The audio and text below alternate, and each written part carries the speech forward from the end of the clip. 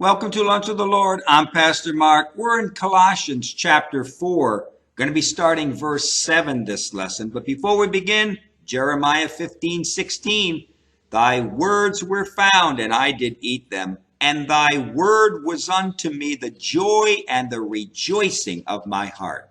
Now, as we start here in verse 7 of Colossians chapter 4, verses 7 through the end of the chapter, verse 18, is Paul here. We have greetings from Paul's friends, right? Greetings from Paul's friends. So Paul here is writing to this church in Colossae, and there's a number of people there with Paul, either in prison or that visit him in prison. And a lot of people want to Paul brings up a number of people that are there that want to bring greetings to the church there in Colossae. So we begin here in verse 7 and 8, and it says here, all my state shall Tychicus declare unto you, who is a beloved brother and a faithful minister and fellow servant in the Lord, whom I have sent unto you for the same purpose, that he might know your estate and comfort your hearts. Now let's look at Tychicus for a minute or two here.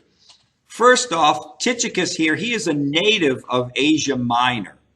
And we first see him with Paul as he returns to Jerusalem after Paul's third missionary journey. We see that in Acts chapter 20 and verse 4. I'm not going to be reading any of these scriptures, but you can look them up for yourself. It is believed that Tychicus is left behind at Miletus while Paul goes on to Jerusalem. But we next see Tychicus with Paul in his first imprisonment in Rome. And we see it right here in Colossians 4, verses 7 and 8, and Ephesians chapter 6, verses 21 and 22. Then we see in Titus chapter 3 and verse 12 that Paul wants to send Tychicus to Crete to visit Titus.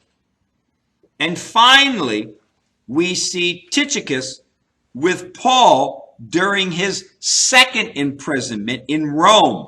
We see that in 2 Timothy chapter 4 and verse 12. Paul sends Tychicus to Ephesus in order to pastor the church there churches in Ephesus, so that Timothy could be free to go to Rome and visit Paul before Paul died. So Paul is in Rome on his second missionary journey. We see that in 2 Timothy. That's what the letter of 2 Timothy is about. Paul knows he's going to die, and Paul wants to see Timothy one more time before he dies. The sentence has been passed down, and he's going to be executed. But so he sends Tychicus with the letter to Timothy in Ephesus. And basically he tells Timothy, get over here to Rome quickly as possible, because the sentence has been made, and I hope I still am alive when you arrive. But he sends Tychicus to Ephesus so that Tychicus can pastor the church or churches in Ephesus, so that it would free up Timothy to go to Rome to see Paul. Tychicus was faithful to Paul and to the gospel for many years. Tychicus could be trusted to go anywhere and to step right in and pastor a church if need be. Although it doesn't seem that Tychicus actually started any churches, yet his gift and his calling seemed to be as a fill-in pastor. So although Tychicus wasn't technically a pastor like Timothy and like Titus, yet he had such a gift from God that he was more of a fill-in pastor. Paul sends Tychicus to Colossae to pastor the church while Epaphras was in Rome, according to Philemon, verse 23, it is possible that Epaphras was put in prison while he went to Rome to visit Paul. And this is why Tychicus is sent to them. So Paul sends Tychicus now in Colossians. Paul sends Tychicus to Colossae because when Epaphras goes to Rome, according to Philemon, verse 23, it seems that Epaphras now was put in prison with Paul or somewhere near Paul. And Paul finds out and he sends Tychicus to Colossae to pastor the church there. Now, we go to verse 9 and it says, with Onesimus, a faithful and beloved brother who is one of you, they shall make known unto you all things which are done here. Now, Onesimus, so not only does he send Tychicus to Colossae, but he sends Onesimus with him. So both of them are going. Tychicus and Onesimus are going back to Colossae, to Colossae. Well, Onesimus is going back to Colossae, but with the letter of Paul to the Colossians with him. Now, this is the same Onesimus that was the reason why Paul wrote the letter to Philemon. Onesimus was a runaway slave which went to Rome, and somehow Onesimus met Paul and was led to Christ for salvation. Onesimus was very useful to Paul to the point that Paul actually wanted to keep Onesimus there with him in Rome. We see that you read Philemon verse 13. Paul wanted to keep him there. But Paul thought it better to send Onesimus back to his master in Colossae, who had the rights to Onesimus' service to him. In Colossians chapter 4 and verse 9, Paul calls Onesimus faithful, who had once been unfaithful to his master. Paul calls him faithful. But Onesimus had become unfaithful to his master. So what lesson can we learn from Onesimus? Think of Onesimus as he left his master at Colossae. Then think of him as he went back to Colossae as a trusted and faithful representative of the great apostle Paul. What made the difference? It was the message of the gospel that made the difference in him. First, Paul was unfaithful to his, Onesimus was unfaithful to his master and he runs away. It's possible, it's believed that he stole some things from his master. He ran away to Rome. He gets saved. And he gets gloriously saved because Paul wants to keep him there. But Paul thinks it better, send Onesimus back to his master. And now Onesimus is a changed man. Onesimus believed the message of the gospel, and the message changed his whole life. Onesimus was a living example that the gospel changes life, changes lives. Another lesson is that the gospel does not teach rebellion against authority, as long as that authority doesn't require disobedience to the word of God. Again, Paul sends him back to his master. Paul wasn't in Paul's mind, for Paul to keep him there in Rome as his servant, but as his fellow servant in the Lord. That, in a sense, Paul saw that as being disobedient to the gospel, as being rebellion against authority, because technically Onesimus belonged to Philemon. Philemon owned Onesimus, and Paul is sending him back. So Paul writes these two letters, one to the Colossians and the other letter to Philemon. Then he sends the letters with Tychicus to deliver them to the church and also to Philemon.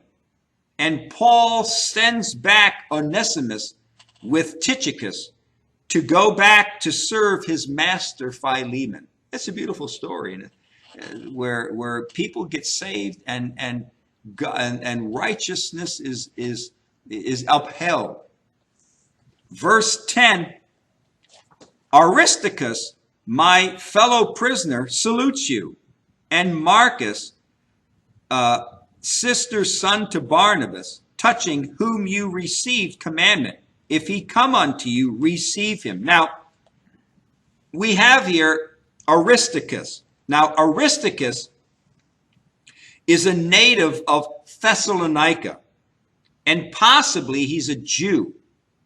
We first see Aristarchus in Acts chapter 19 and verse 29, being dragged into the theater with Gaius in the city of Ephesus, and almost killed because of the uproar caused by the silversmiths.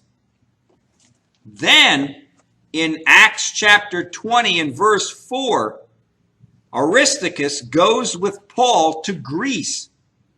Then he goes to Asia. And eventually, Aristarchus goes to Rome. Now, Paul calls him his fellow prisoner.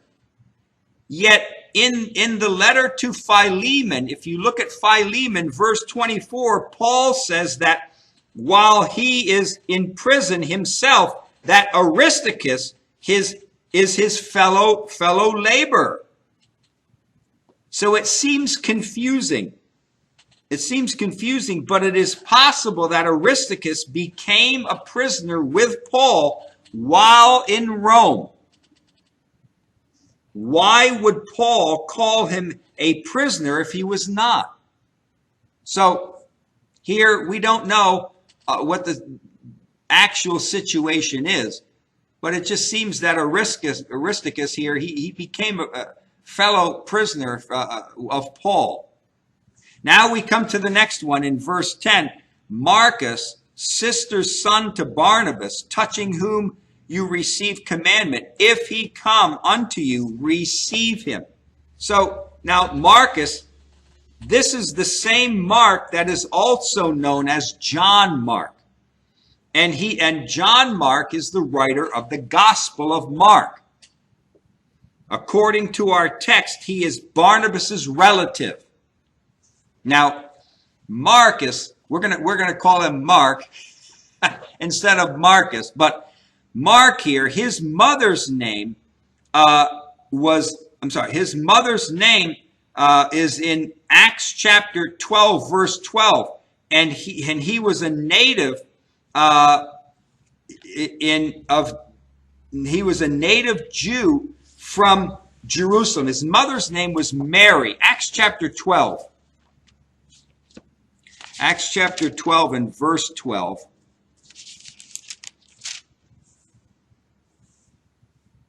And when he had considered the thing, he came to the house of Mary, the mother of John, whose surname was Mark. So his mother's name here is Mary.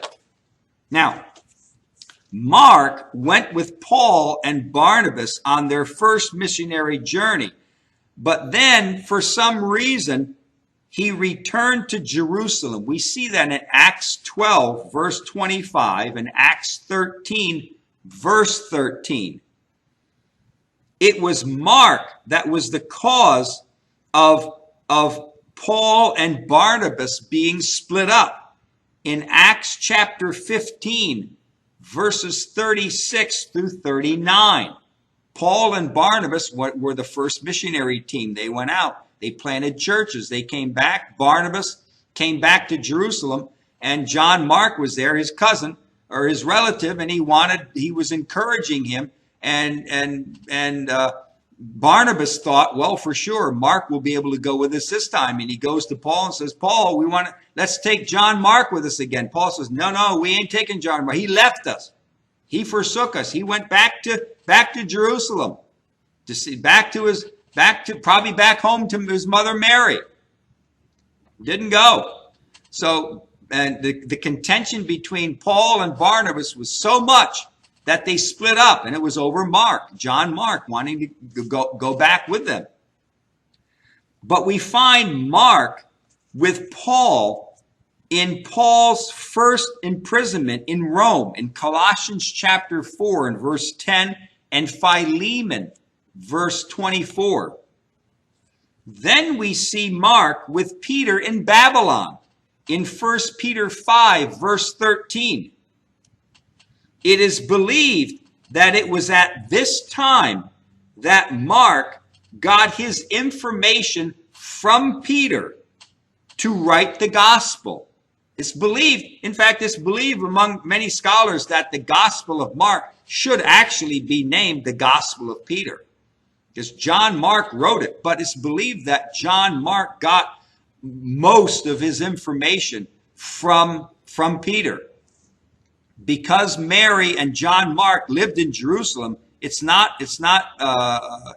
believed that John Mark may have been lived during the time of Jesus, and that he was alive and may have known a lot of things going on also with Jesus in Jerusalem. And not only Jerusalem, but in Jesus' time in Israel. Then in 2 Timothy chapter 4 and verse 11, we see Paul, during his second imprisonment in Rome, requesting that Timothy bring Mark with him to Rome when he comes to visit. Now, tradition says that Mark was sent to Egypt by Peter, and that he started a church at Alexandria. It is believed that Mark was martyred in the 8th year of Nero's reign. Mark is a beautiful picture of what a Christian helper is. He supported Paul and Barnabas and Peter in their service to further the gospel. Mark may have stumbled in the beginning of his missionary life, but he finishes strong in the Lord. And isn't that what we all want to do? We all want to finish strong in the Lord. We want to finish like what Paul said in 2 Timothy 4, I've kept the faith. I've kept the faith. Yeah, my time is up, but I'm going down in history as being one that is going to be said that I've kept the faith. Yep. And that's what Mark did. Mark kept the faith. And he says, if John Mark comes to you, receive him. So according to these words, it is possible that Mark had never yet been to Colossae. All right, we're going to continue on in verse 11 next lesson. But until then, walk with the Lord. I know he walks with you.